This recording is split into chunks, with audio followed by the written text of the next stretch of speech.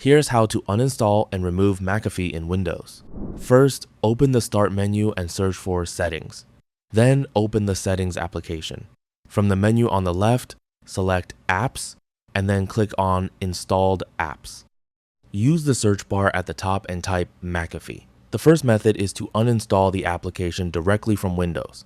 Click the three dots next to the McAfee application and select Uninstall. If you see more than one McAfee application listed, you may need to repeat the same process for each one. However, the standard uninstall option may not always remove everything. In some cases, McAfee can leave additional files or components behind. If that happens, open your web browser and search for McAfee Uninstaller. From the search results, open the official McAfee website and find the support article for removing McAfee products. Continue scrolling until you find the option to download the MCPR tool. Click the download link to get the removal utility. When the download is complete, open your downloads folder and launch the MCPR file. Follow the instructions shown by the removal tool. Click Next to continue, accept the terms and conditions, and select Next again. You'll then be asked to enter a security code displayed on the screen.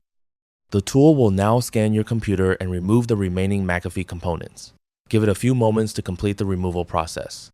Once the process finishes, restart your computer. After restarting, McAfee should be completely removed from your Windows system. If the removal tool doesn't work correctly the first time, restart your computer and run the MCPR tool again. And that's it. That's all for this video. Thanks.